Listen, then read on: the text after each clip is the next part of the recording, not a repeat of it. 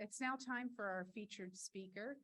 And while Commissioner Carter doesn't need an introduction and he has about 135 fans in our club, Ski, would you introduce him anyway? Commissioner Thomas Carter is a native of Harrisburg and graduated from Harrisburg High School. Since 1988, he has been in the police force and has worked through almost every position in law enforcement under the Harrisburg Police Department. And there is a long list that we could go through, and that could be a speech all to itself. But I do want to say that he has been our commissioner since 2018. He was our police chief from 2014. He has received many, many awards and recognition, not only in the area, the region, but across this country. But there are two things that really make him extra special. And I have a feeling many of you know what those two things are. One, he attended HAC, Central Pennsylvania's community college. And two, he has been an instructor in our police academy for a couple decades now. And he is one of the most respected and feared instructors that we have. So ladies and gentlemen, let us join together and welcome our friend, a gentleman that we respect and admire, Commissioner Carter.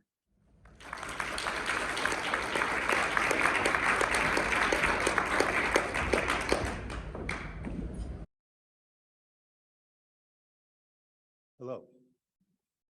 Dr. Ski, I want to thank you for those very kind words. Madam President, did Dr. Ski tell you that this was a buy-off, that the Rotary Club was going to donate $300,000 to the police?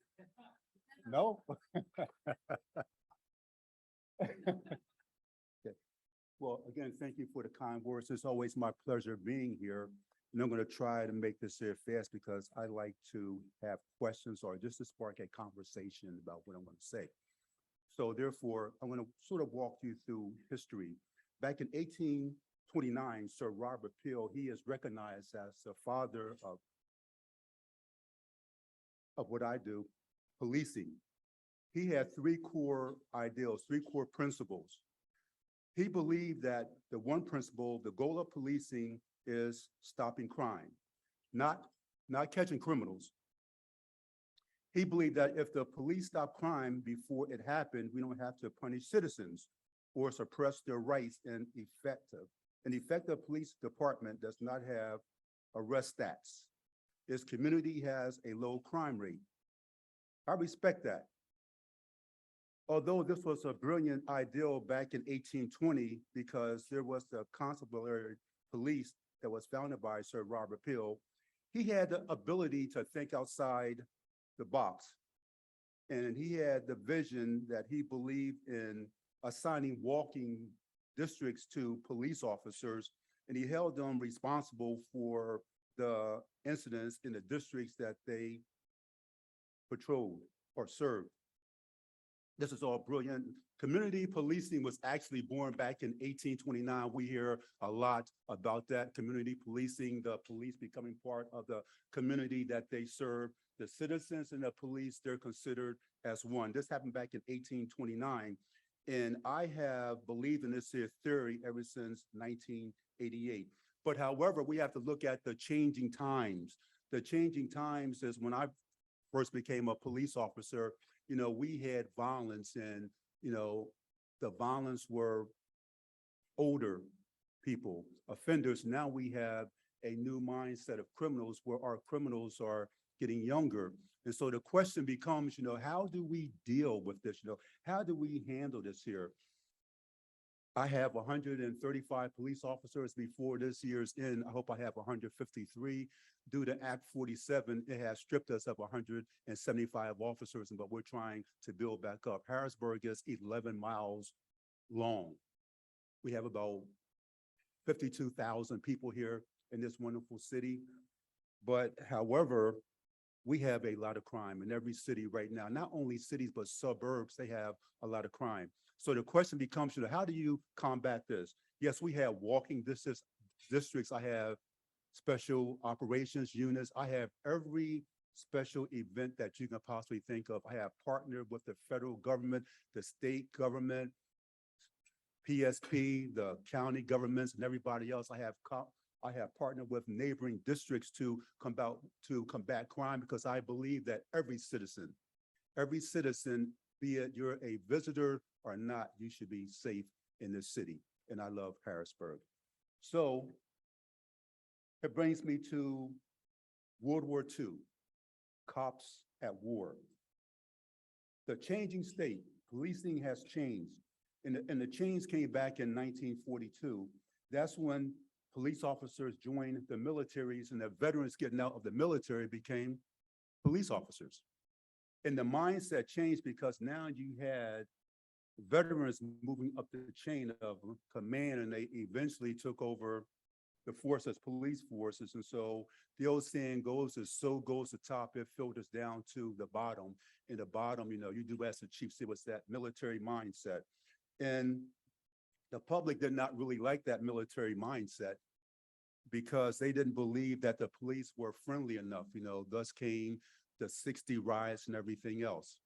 But however, I wanted to point out that, that mindset, there was some good and bad to that mindset because they professionalized the agencies. The SWAT teams were born. You had helicopter operators, pilots, and different things like that. And they professionalized the agencies, police agencies all across this country. And that was a good thing. But out of that, there also comes bad things because when you're a police officer, when you're a military person, a police officer, you go to your primary training. Your primary training is a soldier, and God bless every soldier in this here room and every soldier serving this here country. But however, when you go back to your primary training, you tend to forget that you're protecting citizens. Thus, you had the George Floyd incident, numerous other incidents. And if you look at it, both sides lost. We had numerous police officers ambushed and killed. We had numerous citizens, that probably shouldn't met the fate that they met either. So it comes to the point that where there's change, there's two sides of opinions that tend to cloud the real issue. You talk about defunding the police. You talk about letting criminals out of jail, the nonviolent criminals, but some states have gone as far as shutting down whole police agencies and becoming softer on crime. And now today, we're in a war. We're in a serious war compounded with the fact that terrorism, domestic terrorism, because nobody really wants to take a stand. Who wants to take a stand against that? Well, we do. The police do. Because so far in this country, there's been over 590 mass shootings. 590. And a mass shooting is defined as 4 or more victims, not including the perpetrator. But you have to have 4 people injured or either killed for it to be considered a mass shooting. In Harrisburg, a couple months ago, I think it was September 29th, we had our first mass shooting here where we had 4 people injured. They were at this nightclub and they just started shooting. And ask yourself, where did they get these guns from? Where are these guns coming from? And why don't we love each other anymore? What can make another human being just open fire on a crowd of people? For God's sake, what can make a person walk into a school and kill all of those kids? Uvalde, Texas, 19 kids killed and 2 teachers. Look at so far this year, we had 27 of our mass shootings have been in schools, college campuses, elementary schools, and what have you. And the thing about a mass shooting, and if you probably don't know this here, that when you have a mass shooting and if there's casualties, when the police go in there, we have to leave each body there. We cannot touch that body for days until our forensics people get in there and they photograph it, they sketch it and different things like that. Identification could be made right there or at the morgue. But the worst thing about going to a mass shooting, it is the smell. for police officers. We lost a lot of police officers who haven't been right since then. Who in their right mind can look at 19 kids killed? And now the question becomes, should the police act quicker? Should they have they entered the building, but should they have taken the action out? My answer, and I'm not criticizing any other police chief or anything like that, but yes. Yes, they should have. When you hear gunshots, you go straight to the action so you can put the action down. But however, I understand the command staff point down there, because if you pull a trigger, people want to criticize you, they want to sue you, they want to sue your family, your name hits the paper. And so, you know, police chiefs and police leaders, they have a lot of pressure on their shoulders. So far in Harrisburg, we have 18 homicides. The latest coming this weekend, and that was done with a knife. Since 2017, my officers and other agencies that come into Harrisburg that I collaborated with, the feds and everybody else, we have taken over 1,300 guns and rifles off the streets of Harrisburg. And I say that there because we have not pulled the trigger on any single person. And I think, you know, that that's a great stat right there, because some of our perpetrators are as young as 10 years old that are possessing of guns right now. So what is the answer? You know, how do we combat this? Do you want to go back to 1829? Where times were different then, and we don't want to arrest anybody, we don't want to do anything like that? Or do you want to come back to 1945, around World War II, when they were professionalizing the police agencies, and, you know, they were training the police up in a military mindset? My thing is, I like 1942 because my job, we took an oath to protect every citizen in this country. Right now, we cannot do that because of some laws and because of the mindsets of the people that we have here. But police must be professionalized. We must be trained better than everybody else. I love the military, but they go to war when there's war. But we're at war every single day in this country because of the mindsets of some of the people in this country. I'm not pointing fingers. I'm not saying anything bad about anyone in particular, but I do know that if things are going to change in this country, the police have to be part of that to change, because we have the job of protecting everybody here. So I just ask everybody here. The question becomes, how can law enforcement protect the citizens we swore to protect without military-style training? I hope that opens up some sort of conversation. I thank you for your time, for your attention, and I'm open to any questions. Thank you.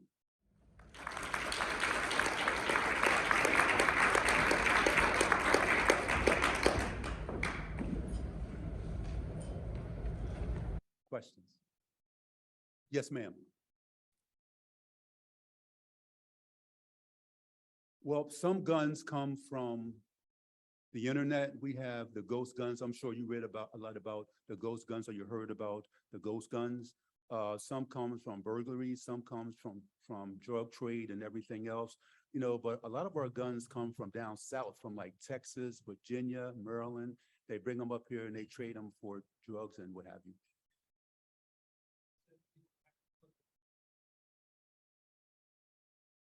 That's a double sword question, sir. You're trying to get me in trouble, aren't you? But they complain about the DA in Philadelphia, saying that he's too, the Attorney General, is it the DA, one of those guys down there, saying that he's too soft on crime. You know, you can be soft on crime once you have crime under control. This is a country, you know, that hasn't happened, but I can say this here, that Fran Chardo is my personal friend, and Fran Chardo isn't soft on crime. Fran Chardo will do the right thing, but he will look out for the best interest of the citizens in the city. So it depends on the mindset. You know, they say Republicans are tough on crime, Democrats aren't, you know. I say, that regardless of the party, the name changes, but the game still stays the same. That's what I say. So, yes, who else? Yes, sir. I remember back in the late fifties, early sixties, everything was kind of calm. And my senior year in high school was in 1963. And the only thing I can remember from my senior year is staying the whole time outside from bomb scares, bomb alarms. And of course, that same year, Kennedy got shot. And things went on and on and on. And I myself served with as a commander of the DC National Guard military police for the riots in 67, 68, 69, 70, 71. And I've just seen the kindness that we used to have. It used to be that you might just have a fist fight, and then it went to switchblade, and then the guns, and now all kind of machine guns. That's the evolution I've seen, and that just brought our society right down. Do you agree with that? I do, sir, and I thank you for your service. For some reason, we have lost the love for each other. I don't care what nationality you are. I don't care who you are, what you are. It just seems like, that, and this isn't for anybody in this room right here, but times are tough, since COVID, since 2020, everything has just escalated. There is so much going on the internet with, different groups and, people just hate each other right now, and the question becomes, what politician can we bring into office, put into office, who can change that? And I say, nobody can change that there. It all starts at home. We have to teach our kids from a very young age, that we should all love each other, because I don't care what color you are. I don't care what your financial status is or what have you. We all bleed red, and I ain't seen nobody die that got back up yet. So that tells me that everybody here is equal, and that we should try to do the right thing and to get along. But, right now, you can get a Glock handgun. That is the most popular handgun out there that most of the younger generation love. You can get the switches. You can change the switch, and they're an automatic weapon. And we have been on crime scenes where there's 80 and 90 bullet casings shot within seconds. It's unreal. It's unreal. But Dr. Skeet, I'll take that $300,000 though.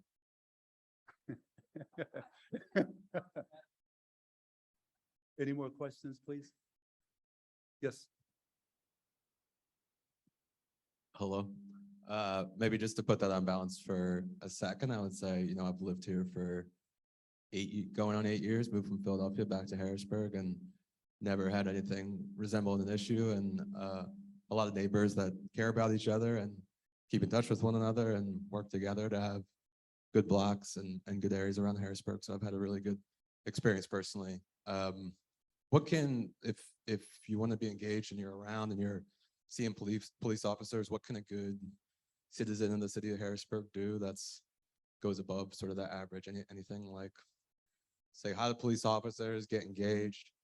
I train jiu-jitsu all the time. I love to wrestle if any of your officers want to ever wrestle me. Okay.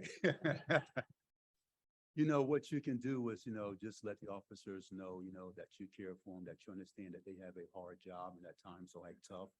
Police officers, believe it or not, we are human. We have families and we want to go home every day.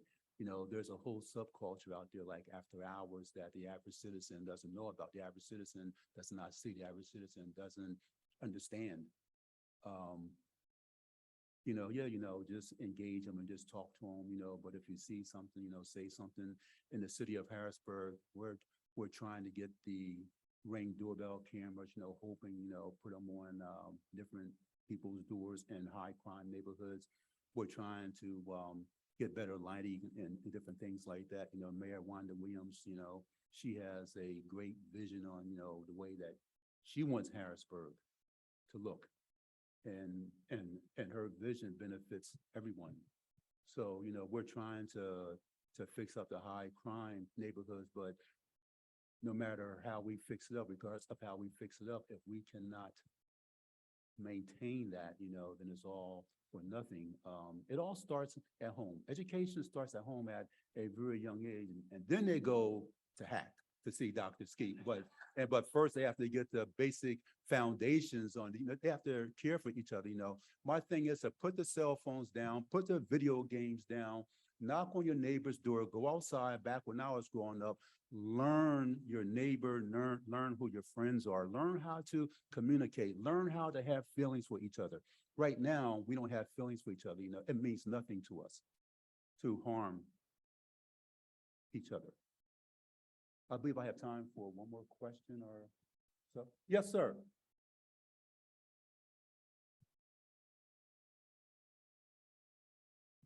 This might be a little sensitive. There's a huge debate in this country about gun ownership.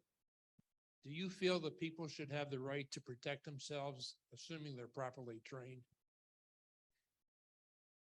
So you're talking about the Second Amendment. Right. Okay. I believe in the right to bear arms. I do. And right now, there are millions and millions and millions of guns in this country. There's too many guns to go around trying to reverse what is already done. Usually the good guys who own guns, they're not the problem.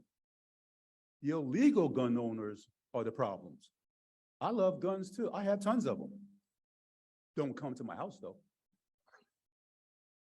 But I have tons of them. Guns aren't the problem. It's the people that are using the gun, possessing the guns. It's their mindset. So yeah, so I'm all for guns if they're purchased legally. What Harrisburg has done, we have employed through the county, through our commissioners and Mr. Chardo, we have, because they say, that, it's a mental health issue out there, and there is a mental health issue. And so we employ mental health workers. And so when we come across calls, and we know that there's a mental health nexus there, we will have our mental health workers handle that there. But not every call is mental health. Not every person that possesses a gun is mental health. A lot of them are just evil. But our training, we try to train the officers up. We give them as much training as possible. We give them sensitivity training, a lot of sensitivity training. And, yes, we qualify for like weapons, all kind of weapons and different things like that. We have a county CERT team that I have the most officers on because Harrisburg is the biggest agency here. So, training is like, it's always changing, you really can't put a bullseyes on it because it depends on who's in office, and they dictate, the legislators, they would dictate, what kind of training that police officers should have. But I want to say this here though. And 2020 was the worst year ever for me. I hated this job. I was ready just to say, you know what, you can take this here badge and shove it. Because, it was the COVID, it was just so much going on. I have 45 officers that caught the COVID. It was just horrible. It was just horrible. And crime was out the ceiling. Compared to 2019, we had the lowest crime rate in the history of the city. So, yes, we have crime. Crime is not that high. Would I like it to be lower? I would. Would I like some of the violence to stop? I would. Everybody here would, but I realize one thing. Omnipresence. I'm not omnipresence. I can't be every place at the same time. I'm no God or anything like that, so we have to take the good with the bad. We have to handle things as they happen. That's what we try to do. We try to put a lid on things, keep a lid on things if we're lucky. So I hope I answered your question, Dr. Skeet. Anyone else?